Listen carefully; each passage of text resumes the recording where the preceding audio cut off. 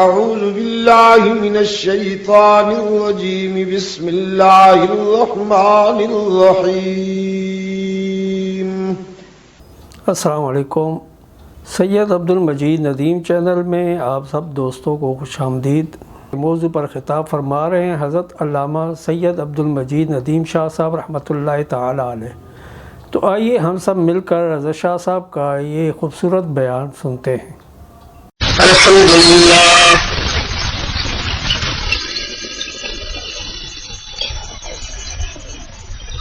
الحمد لله وحده والصلاة والسلام على من لا نبي بعده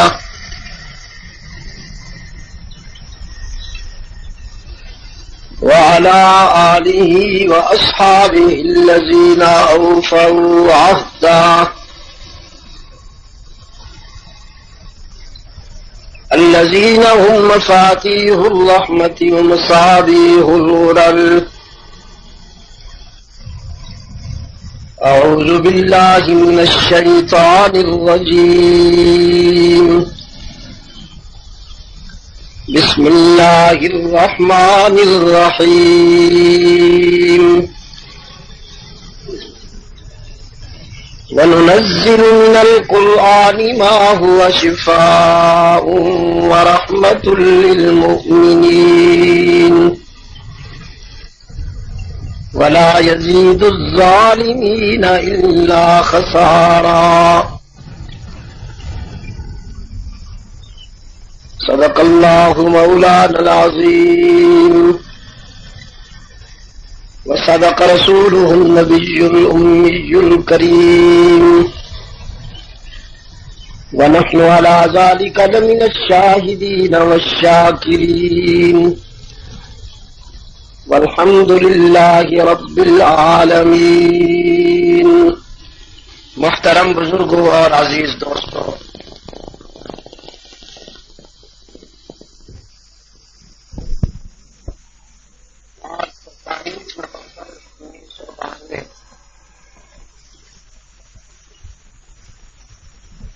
ہم یہاں لورا ضلع آباد سرحد پاکستان میں دعوت و تبلیغ کی نسبت سے جمع ہیں۔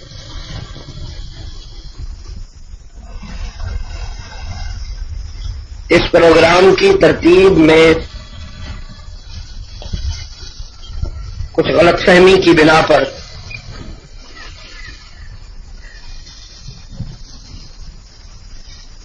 میرے عزیز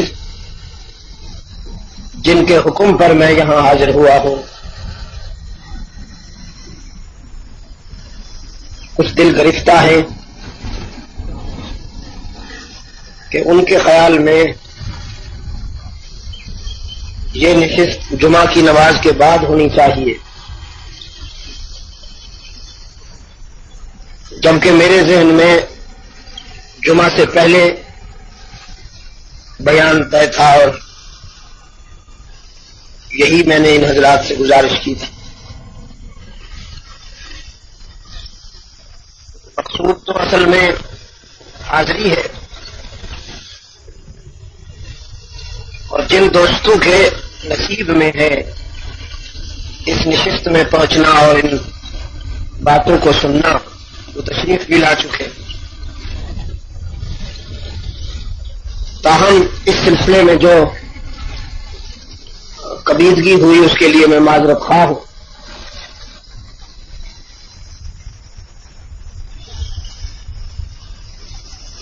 ایک دینی ادارہ سے جو یہاں صرف 2 سال کے قلیل عرصہ میں آپ کی اس آبادی میں کام کر رہا ہے، 2 بچوں کا حفظ کر لینا اور تقریباً 7 بچیوں کا قرآن کریم کو پڑھ لینا بڑی حوصلہ افزا کارکردگی ہے۔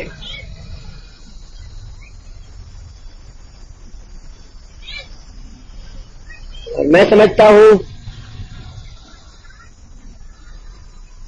کہ عصر حاضر میں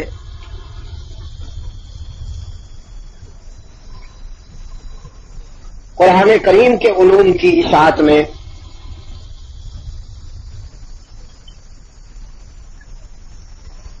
جتنی آج کام کرنے کی ضرورت ہے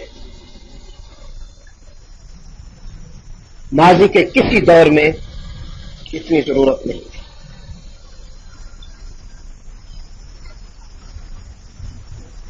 ویسے بھی ہمارے اوپر جو نظام مسلط کیا جا چکا ہے وہ انگریز کا دیا ہوا ہے. انگریزی قانون اور انگریزی دستور کے سائے میں ہم زندگی گزار رہے ہیں اور تعلیمی نصاب مسلمانوں کے ایک دشمن کا بنایا ہوا ہے، لارڈ میکالے کا.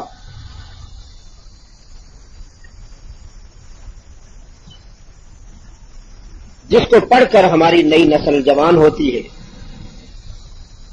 اور ان کی ذہنی تعمیر ہوتی ہے.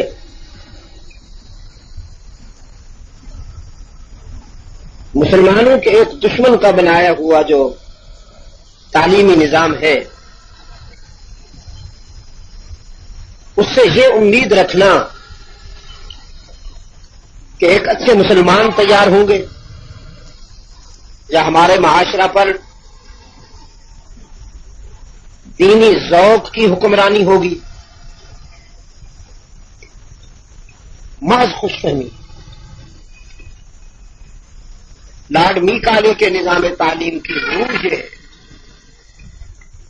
کہ اسے پڑھ کر اگر یہاں کی آبادی عیسائی نہیں ہوتی تو کم از کم مسلمان بھی نہ رہے.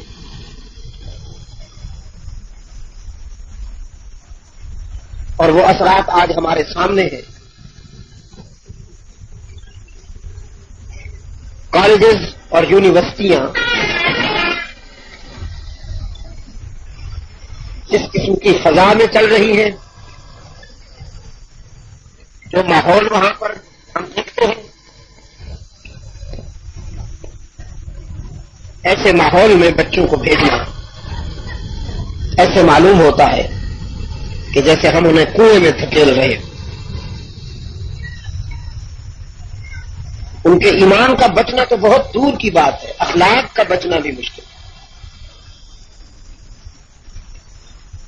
اس سلسلے میں جو روایات پیش نظر ہیں، جو حالات واقعات سامنے ہیں، ان کے اظہار کے لیے بھی میری زبان میں اتنی ہمت اور سکت نہیں کہ میں بیان کر سکوں کیا ہو رہا ہے. اسی نظام کی یہ نحوست ہے کہ آج پاکستان میں عیسائیوں کی تعداد 15,000 سے بڑھ کر کم و بیش 15.5 لاکھ ہو چکی.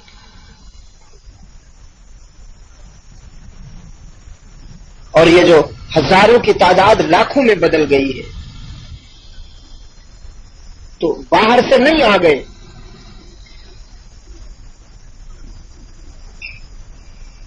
نہ یورپ سے آئے ہیں، نہ افریقہ سے آئے ہیں، اور نہ دنیا کے کسی اور کونے سے یہاں عیسائی آ کر آباد ہوئے ہیں، بلکہ انہوں نے ہمارے بھائی بندوں کو، ہمارے مسلمان بھائیوں کو انہوں نے عیسائی بنایا ہے. ان کے مشنری اسکول، ان کی پبلک اسکول، ہسپتالوں کے نام پر ان کے جو ادارے ہیں وہ ایک مشن پہ کام کر رہے ہیں، بڑا خاموش mission, slow and sweet poison, غیر محسوس طریقے سے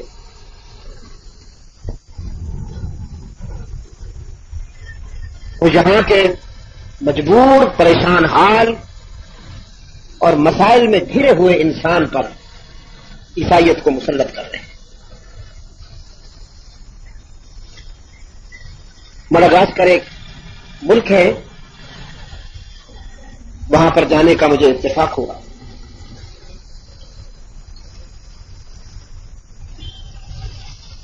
وہاں کے لوگوں نے مجھے بتایا کہ جہاں لوگ زیادہ پریشان تھے وہاں عیسائی مشنریز نے جا کے کام کیا، ان کو کھانے کے لیے لقمہ تر دیا، کسی کو سائیکل دی، کسی کو موٹر سائیکل دی، جو بیمار تھے ان کو دوائیاں دی، اور اس کے بعد ان کو عیسائیت کے جال میں مبتلا کر دیا۔ ایک انسان کی فطری کمزوری ہے کہ جب یہ پریشان ہوتا ہے، جب اس کی ضروریات پوری نہیں ہو رہی ہوتی، جب اس کے مسائل کا کوئی حل نظر نہیں آتا، تو پھر یہ دیکھتا ہے کہ کون میری یہ ضروریات پوری کرے گا، ان مسائل کے حل میں کون میرے کام آئے گا۔ اس لیے کہا گیا کاد الفقر ان یکون کفرا، فقر اور غریبی جو ہے کفر کے قریب کر دیتی۔ ایک بھوکا جہاں سے اس کو کھانے کو ملے گا وہ خطرے میں، کھلانے والے کے جال میں پھنستا ہے۔ اس سلسلے میں مسلمانوں کی جہاں اور بہت سی سماجی ذمہ داریاں ہیں، وہاں یہ تعلیمی ذمہ داری بھی ہے کہ قرآن کریم کی تعلیم کے اداروں کو مضبوط بنایا جائے ترجیحی بنیادوں پر، جس طرح ہم اپنے گھر کی تعمیر کرتے ہیں، جہاں تک ہماری بساط ہو، جہاں تک ہمارے حالات اجازت دیں، ہم اپنے گھر کی تعمیر میں توجہ دیتے ہیں، اسی طرح ہمیں اپنی نسل کی تعمیر پر بھی توجہ دینی چاہیے، اور وہ مہلک جراثیم جو ہمارے تعلیمی اداروں میں ہمارے دشمن نے پھیلا رکھے ہیں، ان کو عیسائی بنانے کے لیے، ان کو بے دین بنانے کے لیے، ان کو بد اخلاق بنانے کے لیے، ان جراثیم کے زہر کا تریاق صرف قرآن کریم ہے کہ آپ انہیں قرآن کریم کی تعلیم سے آراستہ کریں گے تو وہ ان سے بچ سکیں گے۔ لیکن اگر ان کے پاس قرآن کریم کا علم نہیں ہوگا تو وہ خطرے میں، شدید خطرے میں۔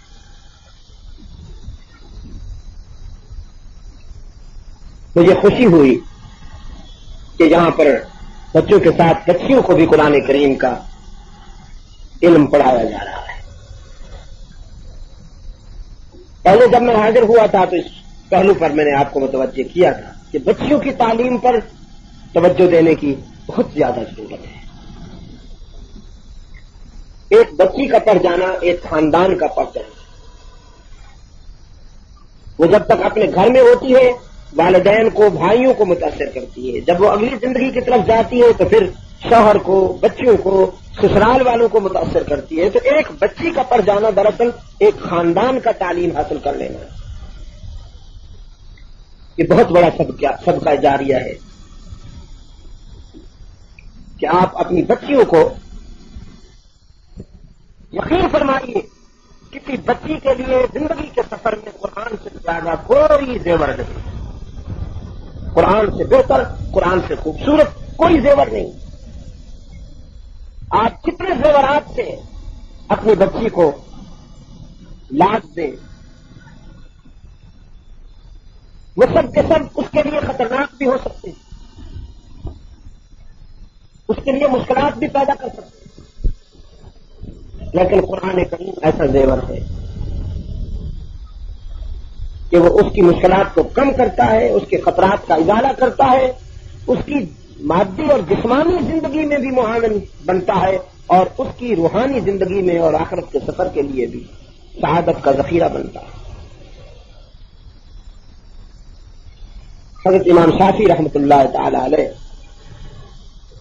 ان کا معمول تھا کہ سوتے وقت اپنی بچی سے 40 حدیثیں اللہ کے رسول کی سن کر سوتے تھے، دیکھ کر نہیں، یاد کر کے۔ 40 حدیثیں وہ بچی دن بھر یاد کرتی، اور جب سونے لگتے تو اپنی بچی سے وہ 40 حدیثیں سن کر پھر خود بھی اور ان کو بھی سناتے۔ یہ معمول تو تھا لیکن نمائش نہیں کرتے تھے، یہ سب کچھ خاموشی سے ہو رہا تھا۔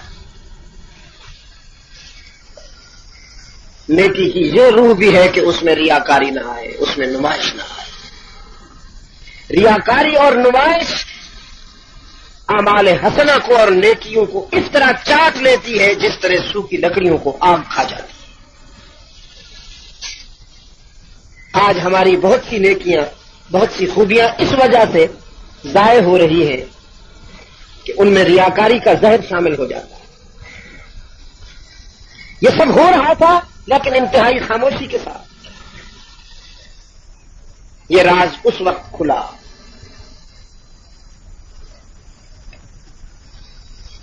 کہ جب حضرت محمد، حضرت ابو حنیفہ رحمۃ اللہ علیہ کے شاگرد ہیں حضرت ابو محمد،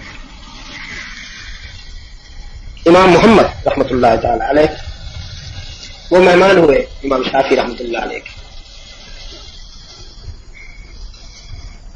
تو باپ نے اپنی بیٹی سے کہا کہ آج میرے گھر میں وقت کا ایک بہت بڑا امام، اسلام کا ایک بہت بڑا قانون دان آ رہا ہے، تو اس کی میزبانی کے لیے، اس کی عزت افزائی کے لیے ہم جو کچھ کر سکتے ہیں کریں۔ اس بچی نے خود وہ کمرہ سجایا جس میں امام محمد رحمۃ اللہ علیہ نے رہنا تھا،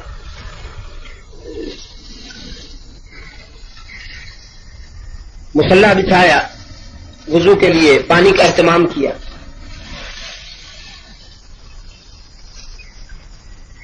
رات کو جب کھانا دیا گیا، اس دور کا کلچر اور اس دور کی ثقافت یہ تھی کہ مہمان کے سامنے سارا کھانا رکھ دیا جاتا تھا،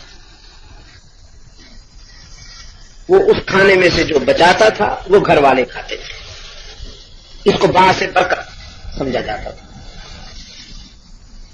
امام محمد رحمۃ اللہ علیہ کے سامنے جب وہ کھانا رکھا گیا تو سب گھر والوں کا کھانا کھا گئے حضرت۔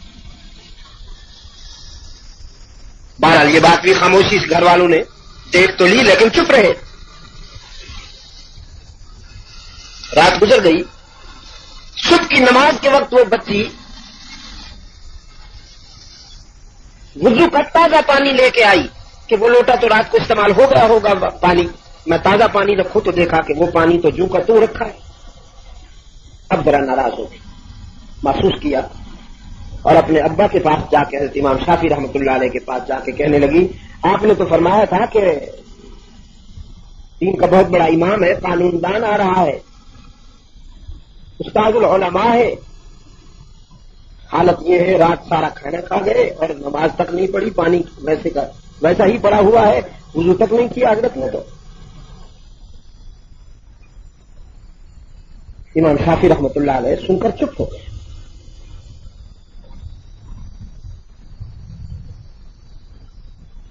یہ تو ان کا دل نہیں مانتا تھا کہ انہوں نے نماز نہیں پڑھی ہوگی، لیکن یہ بات ان کے لیے بہرحال ایک سوال بن گئی۔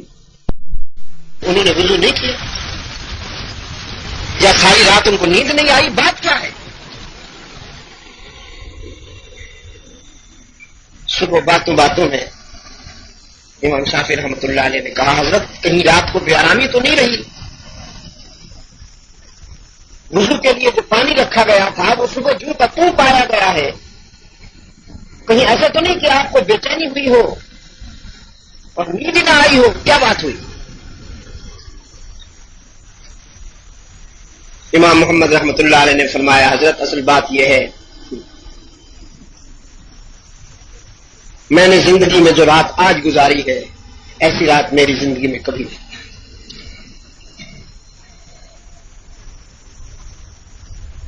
آپ میری حرکتوں پہ حیران ہیں اور میں اس گھر کی برکتوں پہ حیران ہوں۔ کھانا جب میرے سامنے آیا، میں نے ایک لقمہ لیا تو مجھے اندازہ ہوا کہ یہ کھانا ایسے ہاتھوں سے بنایا گیا ہے کہ روحانی اعتبار سے ایسا کھانا میرے لیے اللہ کی بہت بڑی نعمت تھا۔ میں نے اللہ سے دعا کی تھی، رب العالمین تو آج میرے اندر اتنی گنجائش پیدا کر دے کہ یہ کھانا میں سارا کھا جاؤں۔ محض اس کے فضل و کرم سے میں نے وہ کھانا تناول کیا، پھر شاید اسی کھانے کے اثرات تھے، اسی کھانے کی تاثیر تھی کہ میرا دل اللہ کی یاد میں اور اس کے ذکر میں اس قدر شاغل اور مائل رہا کہ نیند تو میرے قریب ہی نہیں آئی. تو وضو کرنے کی نوبت کہاں سے آتی؟ میں نے اسی وضو سے نماز عشاء پڑھی جو مغرب کا وضو تھا، اور اسی نماز مغرب والے وضو سے ہی میں نے تہجد پڑھی اور صبح کی نماز پڑھی. تو یہ کھانا کس نے بنایا؟ حضرت امام شافعی رحمۃ اللہ علیہ فرمانے لگے یہ کھانا میری بچی نے بنایا ہے. امام محمد رحمۃ اللہ علیہ نے فرمایا یہ وہی بچی ہے جو رات آپ کو حدیثیں سنا رہی تھی. فرمایا آپ نے کیسے سنا؟ جی بس آواز آ رہی تھی، ساتھ والے کمرے ہی میں تو آپ سن رہے تھے. اور پھر پڑھ کے سنا بھی دی امام محمد رحمۃ اللہ علیہ نے. کسی بھی شاید اسی کھانے کی برکت ہے کہ رات 40 حدیثیں جو اس بچی نے آپ کو سنائی ہے وہ سب کی سب میرے حافظے میں محفوظ ہو گئی، وہ مجھے بھی یاد ہو گئی. میرے عزیز دوستو، اسلام جو اتنا طویل سفر طے کر کے 1400 سال سے زیادہ سفر طے کر کے آپ تک پہنچا ہے، وہ ایسے ہی حالات سے گزر کے پہنچا ہے. اسلام کو ایسے کردار نصیب ہوئے، اسلام کو ایسے دوست اور وفادار نصیب ہوئے جنہوں نے اس کی قدردانی کی ہے، جنہوں نے اس کی عزت افزائی کی ہے. آج ہم جو سلوک کر رہے ہیں اسلام کے ساتھ، معلوم نہیں آنے والی نسلوں کو کیا حالات سامنے آئیں گے. ہمارے پاس وہ خوبیاں کہاں ہیں؟ ان کا عشر عشیر بھی ہمارے پاس نہیں.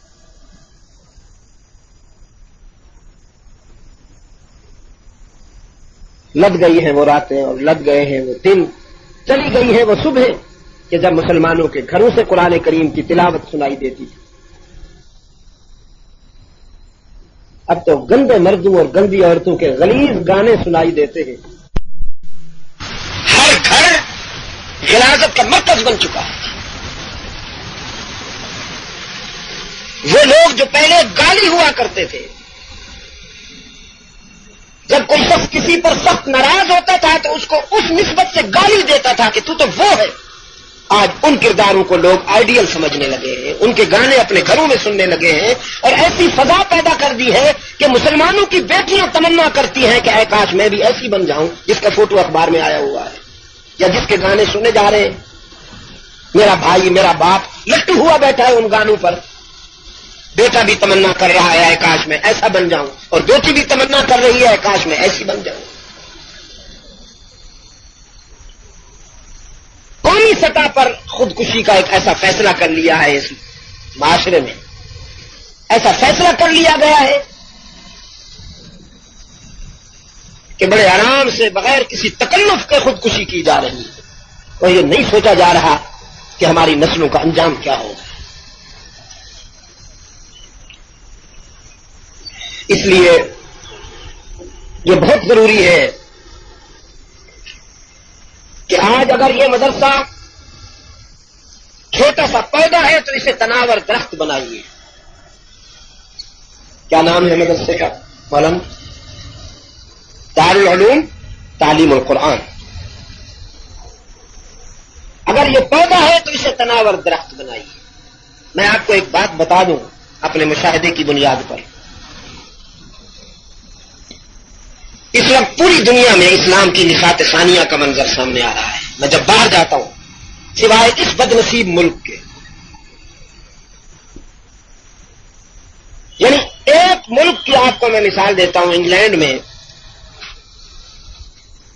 کہ جہاں جمعہ تو بعد کی بات ہے، عیدین گزرتی تھی تو بھی مسلمانوں کو بعد میں پتہ چلتا، جب ادھر سے گھر والوں کا خط جاتا کہ عید مبارک ہو، یا کارڈ جاتا تو پھر اس کو پتہ چلتا کہ عید گزر گئی ہے، اور اسے معلوم نہیں.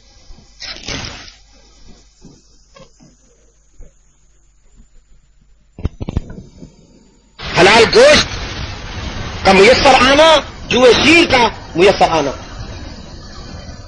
صرف ایک مسجد ہوا کرتی تھی، صرف ایک پہلے. پھر جب انگریز مہربان ہوا کنگ فاروق کے بات پر، اور اس نے مصر میں ان سے چرچ کے لیے جگہ مانگی، تو پھر اس نے لندن میں مسجد کے لیے جگہ مانگی، تو وہ ریجنٹ پارک والی مسجد ڈالی. آج اس انگلینڈ میں مسجدوں کی تعداد تقریباً 12,500 سے زیادہ ہے. چھوٹا سا ملک ہے برطانیہ، ایک جزیرہ ہی تو ہے، ہمارے صوبہ بلوچستان جتنا ہوگا، اس کے چاروں طرف سمندر ہے، 1250 سے زیادہ مسجدیں ہیں، اور مسجدوں کی ہر نماز میں ہاؤس فل ہوتا ہے، زیادہ تعداد وہاں نماز پڑھنے والوں کی، نوجوانوں کی، جس طرح یہاں بوڑھے ہوتے ہیں نا مسجد میں، جس بوڑھے کو گھر میں بہو نہیں بیٹھنے دیتی پھر وہ کھانسی سمیت مسجد میں آ کے پناہ لیتا ہے، جو پرسنٹیج یہاں بوڑھوں کی ہے وہ وہاں پرسنٹیج نوجوانوں کی ہے۔ میں نے نوجوانوں کو تہجد خوان پایا ہے، ان میں سنجیدگی ہے، ان میں عاجزی ہے، ان میں متانت ہے۔ جہاں مصیبت، پہلے تو دین ہے نہیں، اور جس میں دین ہے وہ زنبور بنا پھرتا ہے، شوق جو کھا جانے کے لیے، نفرت ہے اس سے۔ حالانکہ مسلمان تو شبنم سے بھی زیادہ لطیف، پھول سے بھی زیادہ لطیف، مشک سے بھی زیادہ معطر، انسانوں کو نہیں ماحول کو اور فطرت کو مسلمان متاثر کرتا تھا۔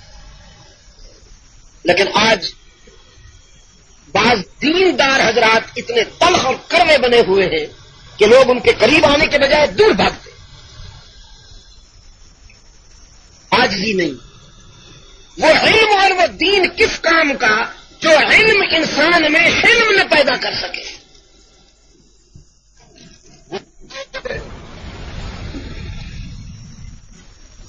میں کہا کرتا ہوں علم ایک دودھ ہے، اس کو مکھن بننا ہے، پھر اس سے گھی تیار ہونا ہے۔ علم ایک دودھ ہے اور انسان کا ظرف، انسان کا سینہ اس دودھ کا برتن ہے جس میں آ کر یہ مکھن بنتا ہے۔ قرآن کریم نے تعلیم سے پہلے تزکیے کا تذکرہ اس لیے کیا ہے کہ اس برتن کو صاف کر لو پہلے، پھر دودھ ڈالو، اس لیے کہ اگر برتن صاف نہ کیا جائے اور اس میں دودھ ڈال دیا جائے تو وہ دودھ خراب ہو جاتا ہے، پھٹ جاتا ہے۔ چنانچہ سیدنا ابراہیم علی قائدنا علیہ التسلیم نے اللہ سے تعمیر بیت اللہ کے وقت جو دعا کی تھی اس کی ترتیب اس طرح ہے،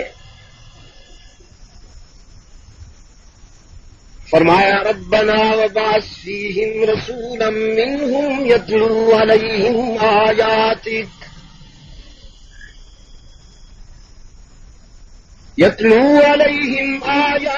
ویعلمہم الکتاب والحکمت ویزکیہم انک انت العزیز الحکیم۔ اے میرے پروردگار،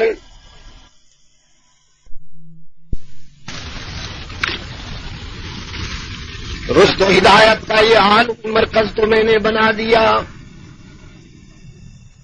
میں نے اور میرے بے داغ بیٹے اسماعیل نے۔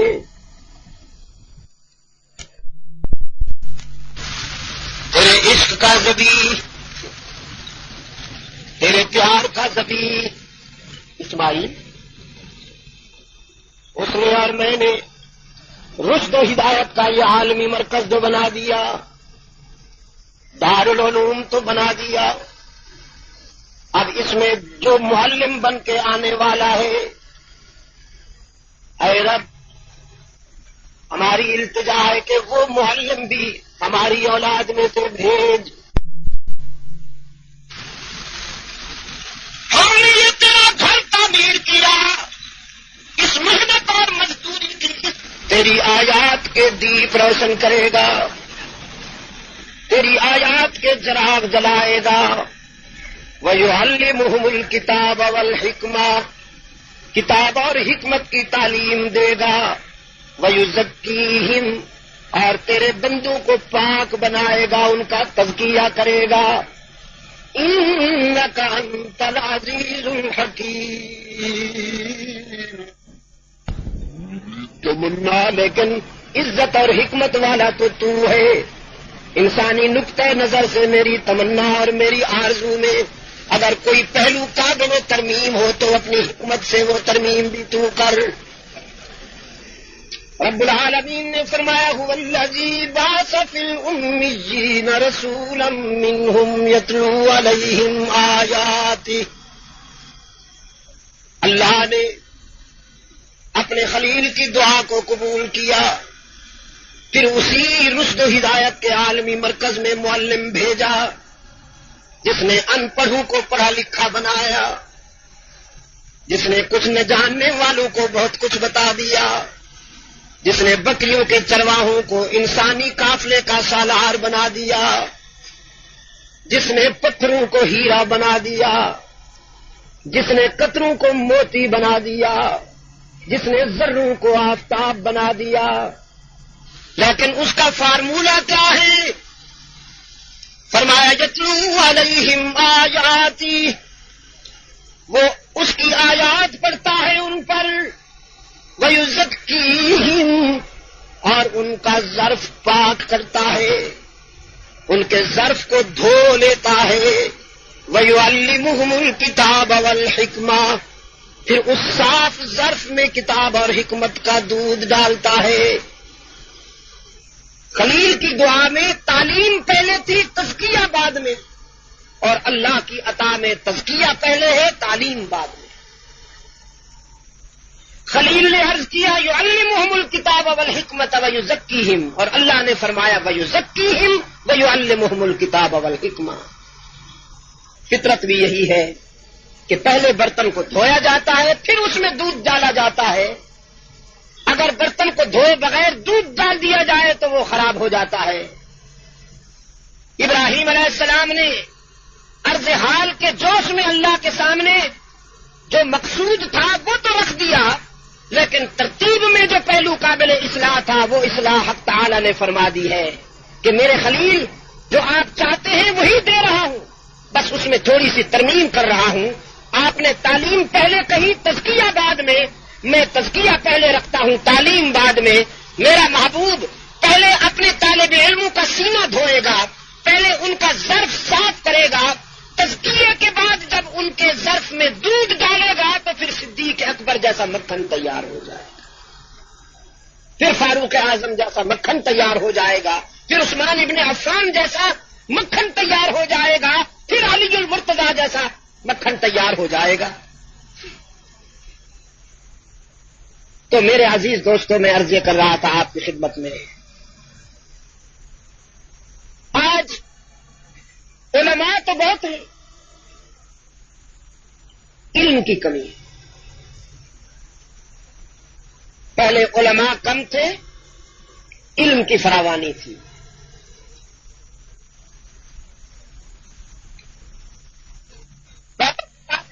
کی محتاج ہوا کرتی تھی، آج کے علماء کتابوں کے محتاج. کسی نے اردو ترجمے والا کوئی رسالہ پڑھ لیا، کسی نے اردو ترجمے والی کوئی تفسیر پڑھ لی اور ایک آفیسر سٹائل اپنے اوپر مسلط کر لیا. اس سٹائل کی بنیاد پر وہ علامہ سے پہلے کہیں رکتا ہی نہیں، بلکہ اب تو ایسی ہوس ہے کہ لوگ علامہ بھی بنتے ہیں، پروفیسر بھی بنتے ہیں، ڈاکٹر بھی بنتے ہیں، اسکالر بھی بنتے ہیں، مفکر بھی بنتے ہیں، پتہ نہیں کیا کیا بنتے. کشمیر کے اسی طرح کے آپ کے پہاڑی علاقے کے جو مکان آپ دیکھتے ہیں نا جی، کہ پہاڑ کے دامن میں چھوٹا سا مکان ہے، ایک دیہاتی آدمی وہاں رہ رہا ہے. بارش بہت زور کی ہو رہی تھی تو ایک آدمی نے آ کے دستک دی، دروازے پہ نوک کیا کہ بھئی موسم خراب ہے، بارش بہت سخت ہو رہی ہے، اولے بھی پڑ رہے ہیں، دروازہ کھولو، میں اندر آنا چاہتا ہوں، ہیلپ می. اب جو صاحب مکان تھا اس نے آ کے دیکھا کہ بھئی یہ ہے کون، دوست ہے دشمن ہے، کیا بلا ہے. دروازہ کھولنے سے پوچھا بھئی کون ہو؟ کہنے لگا میں مفکر اسلام، ڈاکٹر، علامہ حضرت مولانا شیخ طریقت فلاں صاحب، چشتی سہروردی، قادری نقشبندی. اب وہ کہتا جا رہا تھا، وہ بیچارہ غریب آدمی، سادہ آدمی جو دروازہ کھول رہا تھا، اس نے دوبارہ بند کر کے چٹکنی لگا دی، کنڈی لگا دی. کہنے لگا اتنے آدمیوں کے لیے میرے گھر میں جگہ نہیں ہے، اگر ایک ہوتا تو پھر کوئی بات نہیں تھی. حالانکہ اٹھا تو ایک، لیکن اب اس نے اپنے ساتھ اتنی دمیں لگا رکھی تھی، معاف کیجیے گا، غیر ضروری اس قدر دمیں ساتھ لگا رکھی تھی، چسپاں کر رکھی تھی کہ وہ بیچارہ گھبرا گیا. اس نے سمجھا کہ یہ تو کوئی لشکر آ گیا ہے. اس میں حضرت مولانا بھی ہیں، علامہ صاحب بھی ہیں، ڈاکٹر صاحب بھی ہیں، مفکر صاحب بھی ہیں، اسکالر صاحب بھی ہیں، قادری صاحب بھی ہیں، چشتی صاحب بھی ہیں، نقشبندی اور سہروردی بھی ہیں، شیخ طریقت بھی. اتنے آدمیوں کے لیے میرے پاس جگہ نہیں ہے بھائی. آپ اصحاب رسول کی سیرت کا مطالعہ کیجئے، رضوان اللہ علیہم اجمعین وصلی اللہ تعالی علی قائدہم. یہ تکلفات کہیں نہیں ملیں گے آپ کو. آپ یقین فرمائیے لفاظی نہیں ہوتی تھی. اگر بہت محبت آئی کسی کے لیے تو یا آخی کہہ دیا، بہت محبت آئی تو سیدی کہہ دیا. بس یہ حضرت مولانا و بالفضل اولانا و فخر الاماثل شیخ الفلاں اور یہ سب ہم اجمی حضرات کی فیکٹری کی ہوم پروڈکشن ہے. یہاں کے بنائے ہوئے یہ سارے غیر ضروری اور اگر آپ مجھے معاف کریں تو میں کہوں کہ غیر حقیقی خطابات ہیں جن کے اندر روح نہیں ہوتی، کھوکھلے خطابات. میرے عزیز دوست، مکتب مستفلی کے لیے حیوان ناطق کو انسان کامل بنانے کا جو فارمولہ ہے وہ قرآن کریم ہے. یتلو علیہم آیات ہی، یہ پہلی بات ہے. حیوان ناطق کو انسان کامل بنانے کا فارمولہ قرآن کریم ہے. قرآن کریم سے ایک حیوان ناطق انسان کامل بن جاتا ہے. وہ حیوان ناطق کہ حیوانی نقطۂ نظر سے اس اتنا ایسا درندہ ہے کہ اس جیسا کوئی درندہ نہیں. یقین فرمائیے انسان جب درندہ بن جائے تو اس کی درندگی کا مقابلہ کوئی جانور نہیں کر سکتا. جتنا یہ چیر پھاڑ دیتا ہے کوئی درندہ ایسا نہیں چیرتا پھاڑ. ہے کوئی ایسا درندہ کہ پہلے وہ اپنی ہم جنس کو قتل کرے، پھر ان پر پٹرول چھڑکے، پھر ان پر آگ لگائے، پھر جب ان کی کھوپڑیاں پھٹے تو وہ کہہ کے لگائے اور تالیاں بجائے؟ ایسا درندہ آپ کو نہیں ملے گا. یہ صرف انسان ہے. یہ جب بگڑ جائے تو اس سے گندی شے کوئی نہیں، یہ سنور جائے تو اس سے اچھی شے کوئی نہیں. یہ وہ جانور ہے، یہ وہ حیوان ہے کہ اگر محض میدے کا ہو کے رہ جائے تو پھر اس کی درندگی کا مقابلہ کوئی درندہ نہیں کر سکتا. اس کی صفاقیت کا مقابلہ کوئی اور جانور نہیں کر سکتا.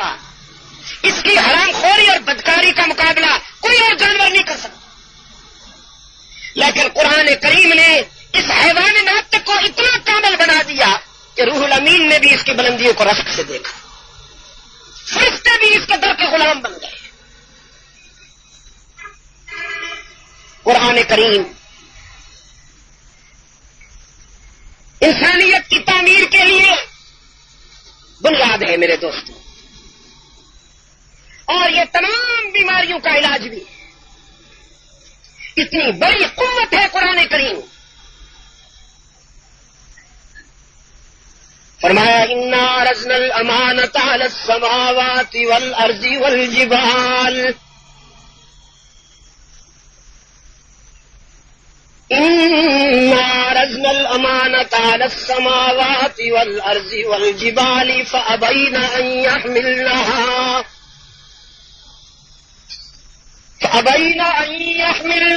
واشفقن منها وحملها الانسان. ہم نے اپنی امانت یعنی قرآن کریم، ہم نے یہ امانت آسمانوں پر پیش کی کہ اٹھا سکو گے. آسمانوں نے بھی معذرت کر لی، یا رب العالمین نہیں اٹھا سکیں گے ہم. اب تعالیٰ نے فرمایا پھر ہم نے زمین پر یہ امانت پیش کی، تو اٹھا لے گی. زمین نے بھی معذرت کی،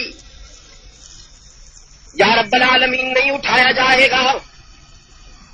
پھر پہاڑوں پر پیش کی، انہوں نے بھی معذرت کر لی کہ نہیں اٹھایا جائے گا. رب العالمین نے فرمایا قرآن کریم کی ہیبت و جلالت اور قرآن کریم کا وزن آسمان بھی نہ اٹھا سکے، زمین بھی نہ اٹھا سکی پہاڑ بھی نہ اٹھا سکے وَحَمَلَهَا الْإِنسَانُ انسان نے اسے اٹھا لیا. یہ پہلو بڑا غور طلب ہے کہ اللہ نے آسمانوں زمین اور پہاڑوں کی مثال کیوں دی. نفسیاتی طور پر انسان ان تینوں چیزوں سے متاثر ہوتا ہے بلکہ مرعوب نظر آتا ہے. آسمان کی بلندیوں سے زمین کے پھیلاؤ سے اور پہاڑوں کی مضبوطیوں سے انسان متاثر اور مرعوب نظر آتا ہے. صدیاں گزر گئی انسان کوشش کر رہا ہے یہ جاننے کے لیے کہ معلوم تو کروں آسمان کتنے بلند ہیں, پتہ تو چلے زمین کتنی وسیع ہے, پتہ تو چلے کہ پہاڑ کتنے اونچے اور مضبوط ہیں. کوہ پیمائی کے لیے مشن چلتے ہیں, ٹیمیں چلتی ہیں, انٹرنیشنل پریس میں اس کی کوریج ہوتی. کچھ لوگ فخر کرتے ہیں ہم نے ہمارا سر کر لیا, کچھ لوگ فخر کرتے ہیں ہم نے کیٹو سر کر لیا. جتنے اونچے پہاڑ پر وہ چلے جائیں معاشرے میں ان کو اونچا سمجھا جاتا ہے. اللہ نے فرمایا تجھے آج تک یہ پتہ نہیں چل سکا کہ جو وزن یہ ساری چیزیں نہیں اٹھا سکی وہ تو نے اٹھا لیا. تو آسمان اتنے بلند نہیں جتنا تو بلند ہے, زمین اتنی وسیع نہیں جتنا تو وسیع ہے, اور پہاڑ تو اتنے مضبوط کہاں ہے جتنا تو مضبوط ہے. لیکن تجھے پتہ بھی تو چلے, تجھے یہ راز سمجھ میں تو آئے نا کہ تو نے تو یہ سمجھا کہ کھانے پینے کو اور بیت الخلاء کے مرحلوں سے گزرنے ہی کا نام زندگی ہے. تجھے یہ معلوم نہیں کہ آسمان تیری بلندی کا مقابلہ نہیں کر سکتے, زمین تیری وسعتوں کا مقابلہ نہیں کر سکتی, اور پہاڑ تیری مضبوطی کا مقابلہ نہیں کر سکتے.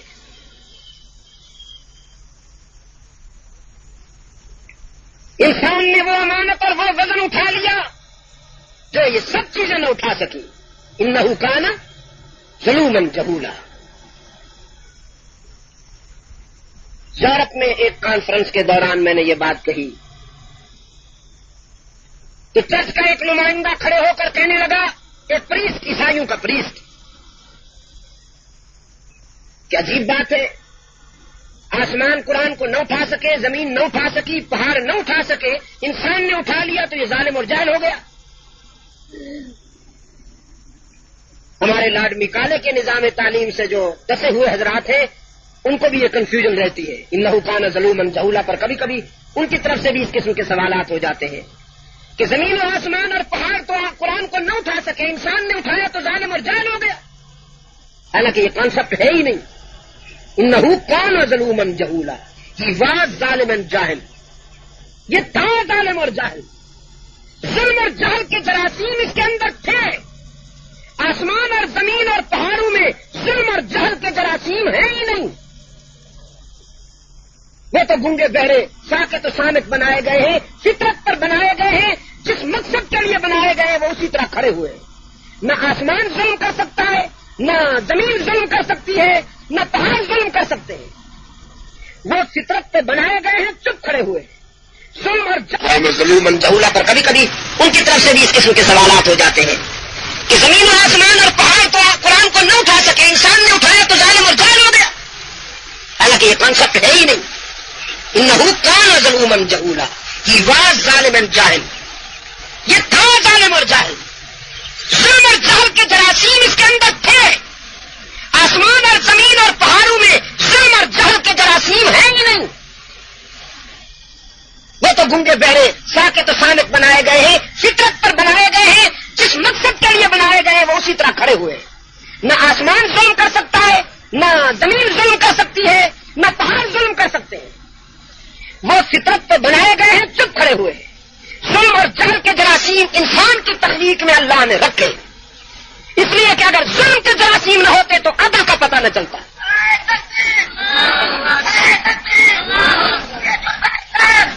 ظلم کے جراثیم نہ ہوتے تو عدل کا پتہ نہ چلتا. جہالت کے جراثیم نہ ہوتے تو معرفت کا اور علم کا پتہ نہ چلتا. ازداد سے ہی تو چیزیں پہچانی جاتی ہیں نا. روشنی کی قدر جب معلوم ہوئی کہ اندھیرا تھا, مٹھاس تب محسوس ہوا کہ کڑواہٹ تھی, دھوپ جب محسوس ہوتی ہے کہ سردی ہے, پازیٹو جب محسوس ہوتا ہے کہ چیزوں کی پہچان ہوتی ہے. انسان کے ذریعے اللہ علم اور عدل کی پہچان کرانا چاہتے تھے تو اس میں جہل اور ظلم کے جراثیم پیدا تو کیے، لیکن ان کا علاج یہ کیا. مقناطیس کو تو آپ جانتے ہوں گے. مقناطیس لکڑی کو نہیں پکڑتا، چاہے وہ اود کی ہی کیوں نہ ہو. کپڑے کو نہیں پکڑتا، چاہے وہ ابریشن اور کمخاب کا ہی کیوں نہ ہو. مقناطیس پلاسٹک کو نہیں پکڑتا، مقناطیس پتھر کو نہیں پکڑتا، چاہے وہ ہیرا ہی کیوں نہ ہو. سونے کو نہیں پکڑتا، صرف اسٹیل کو پکڑتا ہے، لوہے کو پکڑتا ہے کہ اس کے لیے کشش اسی میں ہے. قرآن کریم نے آسمان کو نہیں پکڑا، زمین کو نہیں پکڑا، پہاڑوں کو نہیں پکڑا کہ ان میں اس کے لیے کشش نہیں تھی. انسان میں اس کے لیے کشش تھی تو قرآن کریم اس سے چپک گیا. لیکن جب قرآن چپک گیا تو پھر ظلم عدل سے بدل گیا، جہالت علم سے بدل گئی. پھر اس نے ظلم کو ظلم نہیں رہنے دیا، مٹا کر عدل سے بدل ڈالا، اور جہالت کو مٹا کر علم سے بدل ڈالا. اس لیے میں کہا کرتا ہوں کہ انسان اور قرآن لازم و ملزوم ہے. انسان اور قرآن لازم و ملزوم ہے. میرے عزیز دوستو،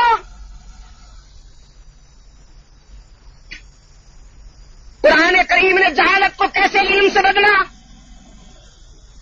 قرآن کریم نے ظلم کو کیسے عدل سے بدلا، اور قرآن کریم نے کتنی بڑی بڑی بیماریوں کا علاج کیا. ایک مثال عرض کرتا ہوں، صرف ایک مثال. روحانی اعتبار سے جسم کی بیماریوں کی بہت سی نوعیتیں ہوتی ہیں، روحانی بیماریوں کی بھی بہت سی نوعیتیں ہوتی ہیں، اس کی ڈفرینٹ کیٹیگریز ہیں. لیکن میرا خیال ہے آپ اس سے اتفاق کریں گے کہ اس سے بڑی بیماری کوئی نہیں ہو سکتی روحانی نقطہ نظر سے کہ ایک شخص تلوار لے کے اٹھتا ہے کہ میں عالم انسانیت کے مسیحا کو قتل کرنے جا رہا ہوں، محمد عربی کا سر اڑانے جا رہا ہوں صلی اللہ علیہ وسلم.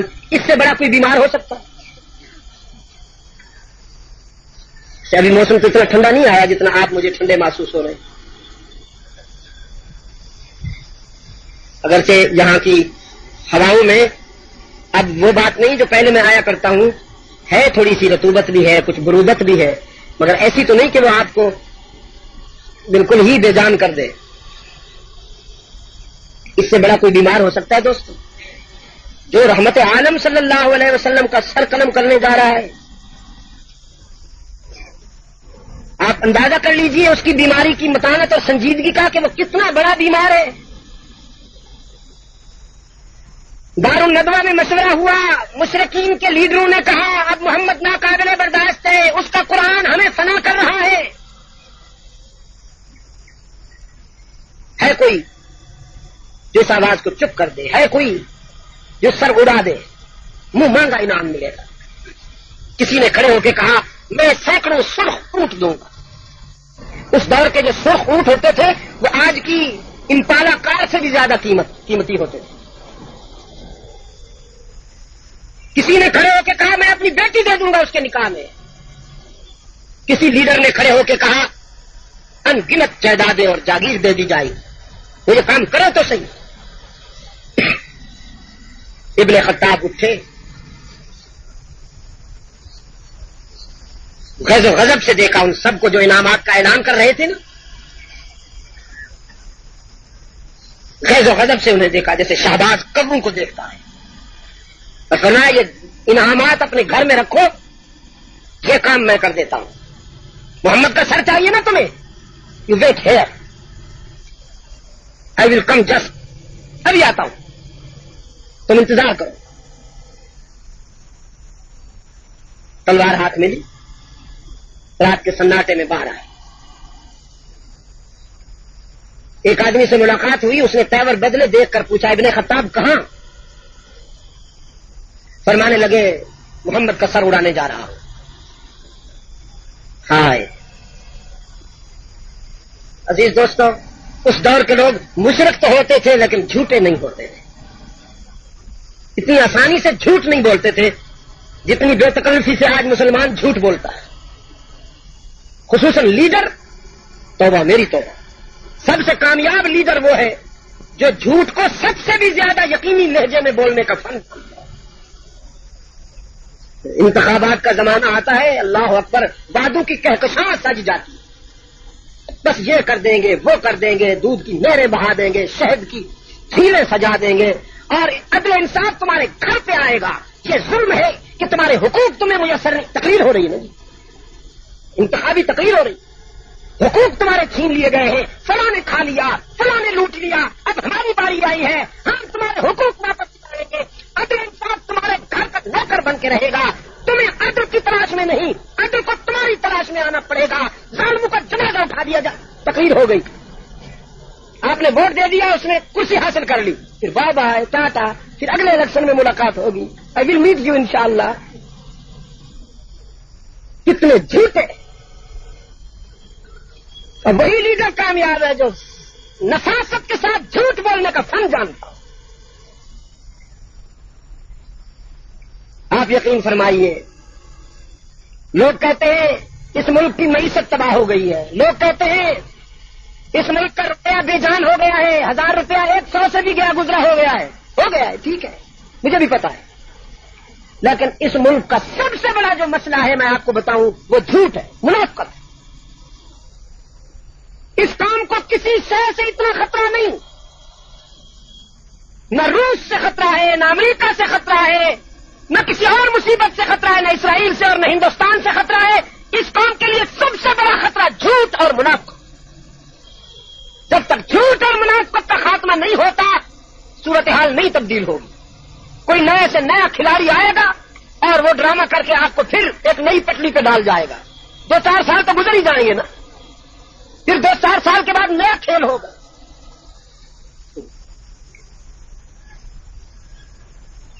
جھوٹ نہیں بولا، غلط بیانی نہیں کی، فرمایا محمد ناقابل برداشت ہے، بس اس کا سر اڑانے جا رہا صلی اللہ علیہ وسلم۔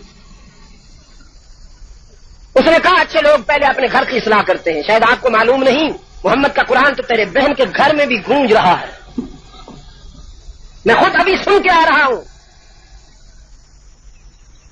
ابن خطاب نے پوچھا میری بہن کے گھر میں، اس نے کہا فاطمہ بنت خطاب کے گھر میں، تو ادھر کے بجائے رخ ادھر کر لیا، بہن کے گھر کی طرف۔ بہن کے گھر کے قریب آئے تو رات کے سناٹے میں قرآن کی کوثر و تسنیم میں دھلی ہوئی آوازوں نے استقبال کیا، طٰہٰ پڑھی جا رہی تھی، ما انزلنا علیک القرآن لتشقى الا تذکرۃ لمن یخشی تنزیلا ممن خلق الارض تنزیلا ممن خلق الارض والسماوات العلی الرحمن علی العرش استوى له ما في السماوات وما في الأرض وما بينهما وما تحت الثرى وإن تجهر بالقول فإنه يعلم السر وأخفى الله لا إله إلا هو له الأسماء الحسنى۔ لات و منات، عزا اور حبل کے آستانوں کا بیمار رحمت عالم صلی اللہ علیہ وسلم کے قلب اطہر پہ نازل ہونے والے قرآن کی حقیقتوں کو سنتا ہے۔ قرآن کہتا ہے لات منات نہیں، عزا حبل نہیں، اللہ لا الہ الا ہو لہ الاسماء الحسنى۔ وهل أتاك حديث موسى إذ رأى نارا فقال لأهلهم كثوا إني آنست نارا لعلي آتيكم منها بقبس أو أجد على النار هدى فلما یا موسیٰ انی انا ربک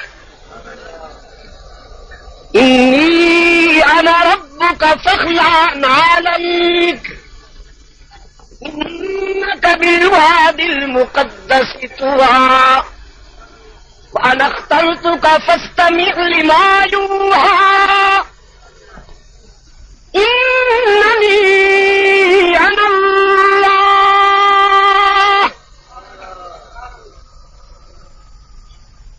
ابن خطاب کے دل و نگاہ کی دنیا بدلنے لگی، فکر و نظر کی کائنات بدلنے لگی۔ قرآن نے پھر ضرب لگائی، إِنَّنِي أَنَا اللَّهُ۔ نہ تو مناسب اور حبر نہیں، یہ تمہارے خود ساختہ آستانے ہیں۔ سمیتموہا انتم وآباؤکم ما انزل اللہ بہا من سلطان اننی انا اللہ۔ سورج بھی معبود نہیں، چاند بھی معبود نہیں، صبح بھی معبود نہیں، شام بھی معبود نہیں، لات و منات بھی معبود نہیں، عزا حبل بھی معبود نہیں، انبیاء اور رسل صدیقین و شہداء بھی معبود نہیں، کائنات میں کوئی شے معبود نہیں، تو معبود کون ہے؟ قرآن میں ضرب لگائی، اننی انا اللہ۔ ابن خطاب کے ضمیر نے ایکسپٹ کیا، ضمیر نے اقرار کرتے ہوئے فرمایا، نام انت اللہ، اشہد انت اللہ۔ آگے بڑھ کر بہن کے دروازے پہ دستک دی۔ فاطمہ نے دروازے کے سوراخوں سے جھانک کے دیکھا، پہچان لیا۔ اپنے معلم اور اپنے استاد سے کہنے لگی، آپ ایک طرف ہو جائیے، میرا بگڑا ہوا بھائی آیا ہے، اسے میں فیس کروں گی، اس سے میں نمٹوں گی۔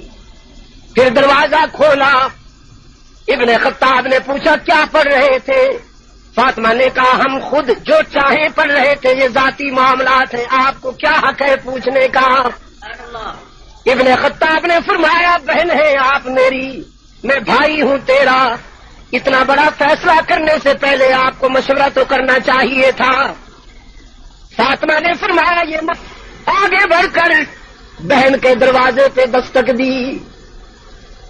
فاطمہ نے دروازے کے سوراخوں سے جھانک کے دیکھا، پہچان لیا۔ اپنے معلم اور اپنے استاد سے کہنے لگی، آپ ایک طرف ہو جائیے، میرا بگڑا ہوا بھائی آیا ہے، اسے میں فیس کروں گی، اس سے میں نمٹوں گی۔ پھر دروازہ کھولا، ابن خطاب نے پوچھا کیا پڑھ رہے تھے؟ فاطمہ نے کہا ہم خود جو چاہیں پڑھ رہے تھے، یہ ذاتی معاملات ہیں، آپ کو کیا حق ہے پوچھنے کا؟ ابن خطاب نے فرمایا، بہن ہے آپ میری، میں بھائی ہوں تیرا، اتنا بڑا فیصلہ کرنے سے پہلے آپ کو مشورہ تو کرنا چاہیے تھا۔ فاطمہ نے فرمایا یہ معاملات مشورہ جب اس نے پسند کر لیا، جب اس نے منتخب کر لیا تو پوچھیں کیوں؟ ہمارے دل کی دنیا میں قرآن آباد ہو گیا، ہم محمد عربی کے غلام بن چکے۔ ابن خطاب کا بھرپور بازو، ابن خطاب کا پرشباب بازو ایک نسوانی پیکر پہ اٹھا، مکوں کی بارش کر دی، لاتوں کی بارش کر دی۔ فاطمہ اٹھتی ہے پھر گرتی ہے، سنبھلتی ہے پھر گرتی ہے، منہ سے خون جاری ہو گیا، بالوں سے کانوں سے بالیاں دور جا پڑیں، اور لورا کے روشن ضمیروں عشق کے سفر میں جب جسم سے خون بہتا ہے تو روح پہ شباب آ جایا کرتا ہے۔ دو ٹوک انداز میں بھائی کی طرف دیکھتے ہوئے کہنے لگی، عمر جس ماں کا دودھ پی کر تو کفر میں پختہ ہو گیا، اسی ماں کا دودھ پی کر میں ایمان میں پختہ ہو چکی ہوں۔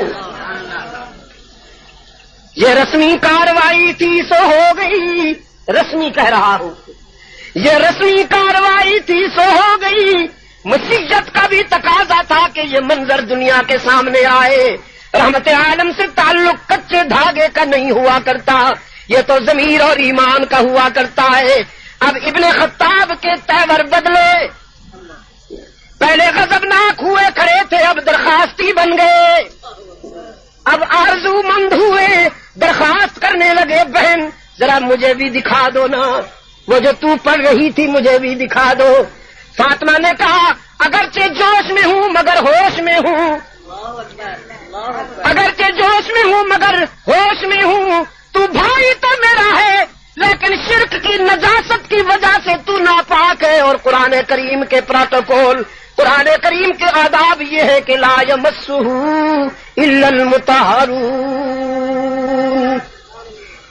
وہ میں نہیں دکھا سکوں گی تجھے۔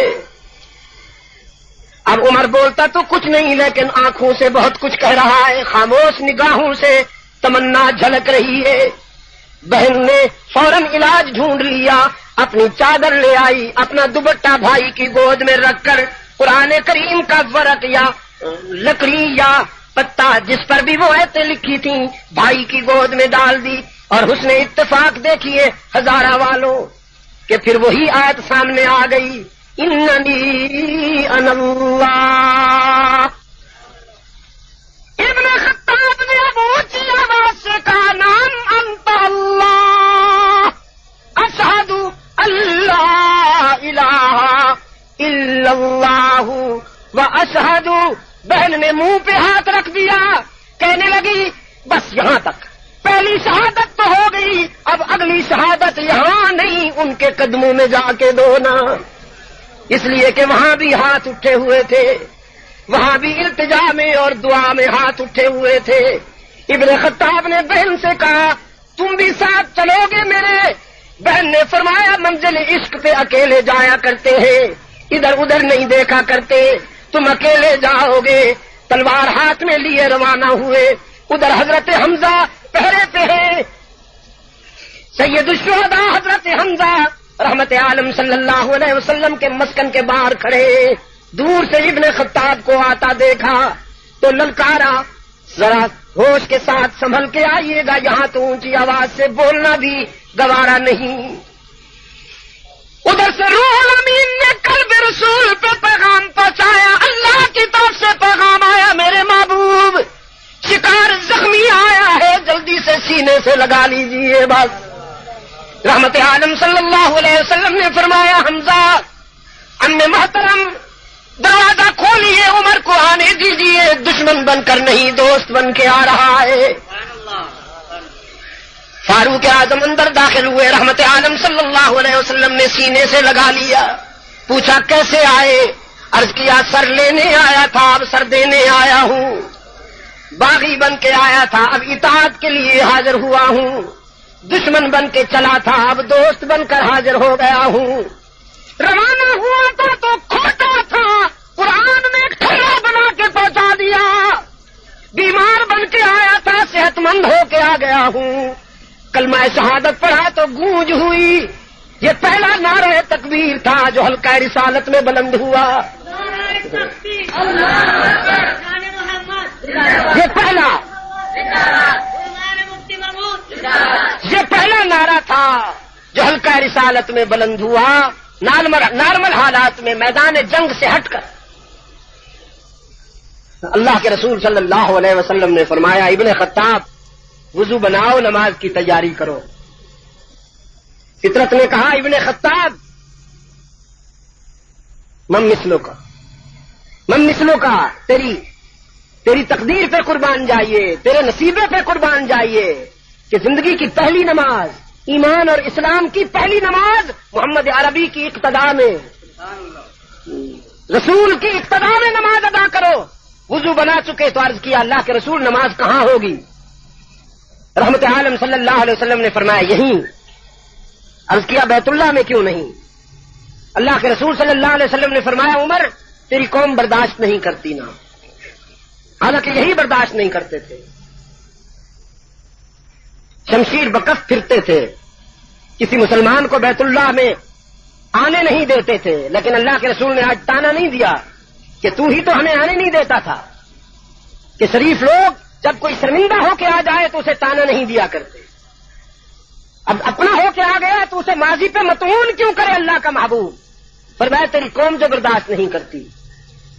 عرض کیا بس اللہ کے رسول ٹھیک ہے، میں حاضر نہیں ہوا تھا تو نمازیں یہاں ہو رہی تھی، اب میں آ گیا ہوں تو بھی نمازیں یہیں ہوں، میرے آنے اور نہ آنے میں کیا فرق ہوگا؟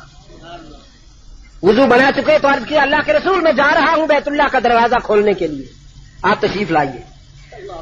صفا کے پہاڑ پہ کھڑے ہوئے اور صنادید مکہ کا نام لے لے کے پکارا، ایکسیلنسی ابو جہل، خان بہادر ابو لہب، عتبہ اور ولید، تمہیں بتا دینا چاہتا ہوں میں خطاب کا بیٹا عمر بول رہا ہوں۔ آج کے بعد یہ جوانی، یہ شباب، یہ سہولت، یہ شوکت، یہ جلالت، یہ سب کچھ رحمت عالم کے لیے وقف ہو چکا۔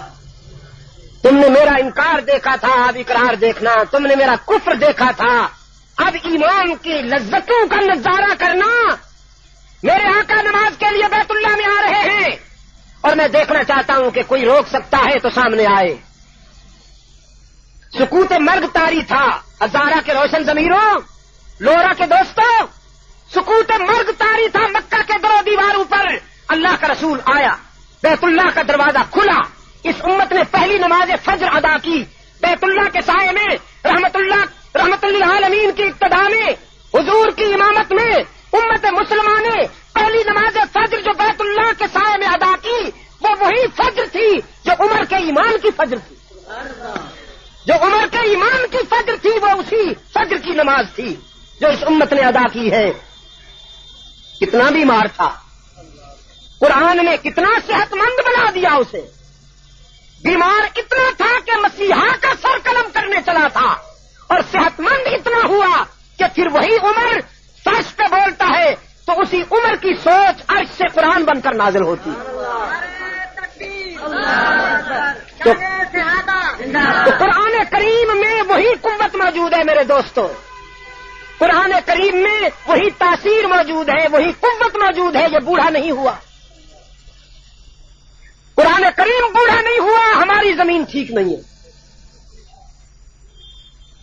قرآن کریم میں وہی تاثیر ہے، یہ پتھروں کو ہیرا بنانے والا ہے، یہ بیماروں کو صحت مند بنانے والا ہے۔ لیکن زمین مختلف ہوتی ہے نا دوستو، ایک زمین وہ ہوتی ہے اس پہ بارش برسے تو پھول اگتے ہیں، اور ایک کوڑے کا ڈھیر ہے کہ وہاں بارش برسے تو بدبو اٹھتی ہے۔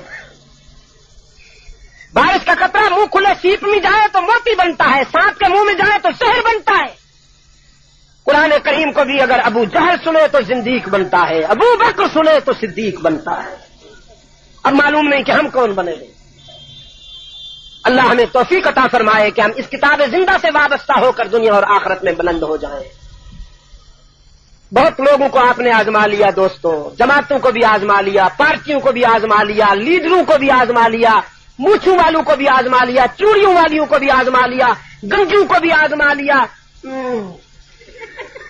سرخی والوں کو بھی آزما لیا، لپسٹک والوں کو بھی آزما لیا۔ اب قرآن کریم دوست بن کر آپ کے دل و دماغ پہ دستک دے رہا ہے کہ ایک مرتبہ مجھے بھی آزما کے دیکھو۔ اللہ آپ کو توفیق عطا فرمائے۔ میں اور تو کچھ کہنے نہیں آیا ہوں آپ کو، بس صرف اتنا کہنے آیا ہوں کہ یہ جو ادارہ ہے دارالعلوم ہے، جس سے آج ہم 2 بچوں کے سر پر دستار رکھ رہے ہیں، اگر آئندہ میرا کبھی آنا ہو تو پھر کم از کم 20 بچوں کے سر پہ قرآن کریم کے علم کی فراغت کی پگڑی باندھی جائے۔ ملیشیا کے ایک صوبے میں میرا جانا ہوا پچھلے سال، اب پھر انشاءاللہ جنوری میں جانا ہے مجھے وہاں دستار بندی کے لیے۔ وہاں 250 بچوں کو ہم نے دستار فضیلت بندھوائی جنہوں نے قرآن حفظ کیا تھا، اور 360 بچیوں کو ہم نے دوپٹے دیے جنہوں نے قرآن حفظ کیا۔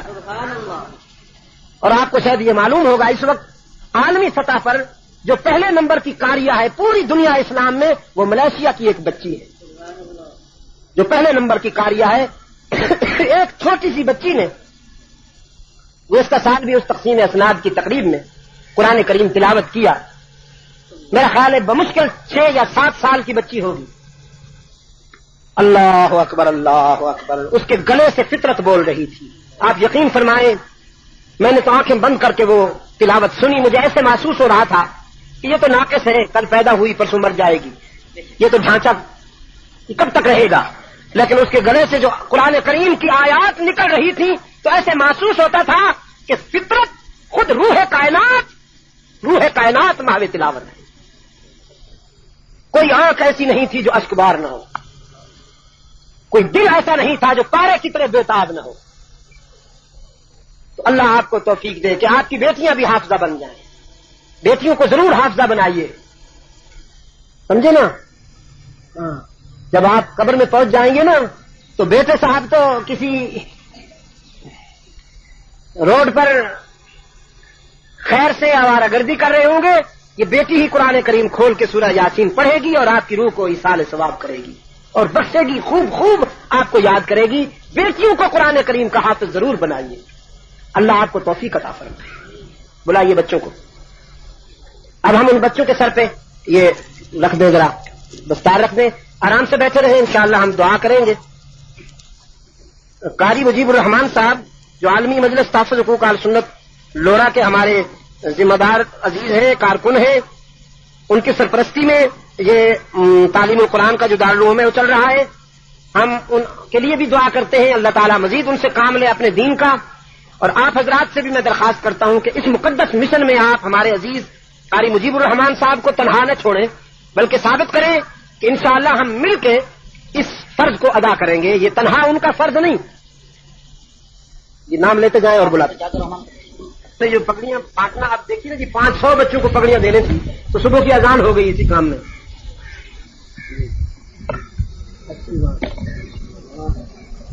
کہیے بھول تو نہیں جائیں گے.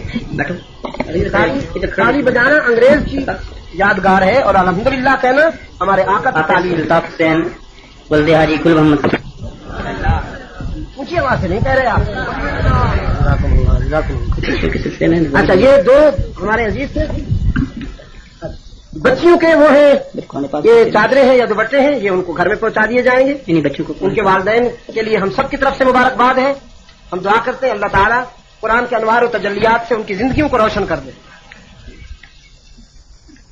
اپنے عزیز سے بھی معذرت چاہتا ہوں, قاری محمد الیاس صاحب سے بھی میں معذرت چاہتا ہوں.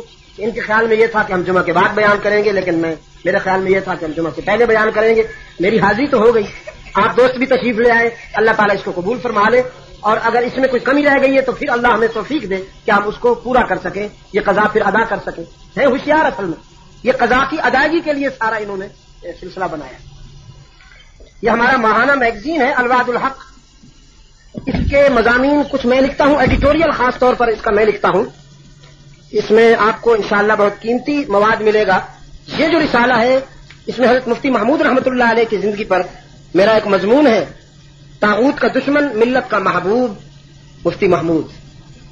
تو یہ آپ کو دعا کے بعد چند رسالے ہیں, آرام آرام سے جلدی سے لے لیجئے گا کہ ہم نے پھر روانہ ہو کر جمعہ انشاءاللہ راولپنڈی میں پڑھنا ہے. تو آپ میرے لیے, میں آپ کے لیے دعا کریں گے. اللهم صل على سيدنا محمد النبي الأمي وعلى آله وأصحابه وبارك وسلم. ربنا آتنا في الدنيا حسنة وفي الآخرة حسنة وقنا عذاب النار. ربنا ظلمنا أنفسنا وإن لم تغفر لنا وترحمنا لنكونن من الخاسرين. اے اللہ عالم اسلام کی مدد فرما. مسلمان جہاں کہیں مظلوم ہیں, مجبور ہیں, ان کی دستگیری فرما. فلسطین, افغانستان, کشمیر, بوسنیا اور برما کے مسلمانوں کی مدد فرما. پاکستان کو اے اللہ قرآن و سنت پر مبنی آئین عطا فرما تاکہ یہ خطہ, یہ ملک امن و سلامتی کا گہوارہ بن جائے.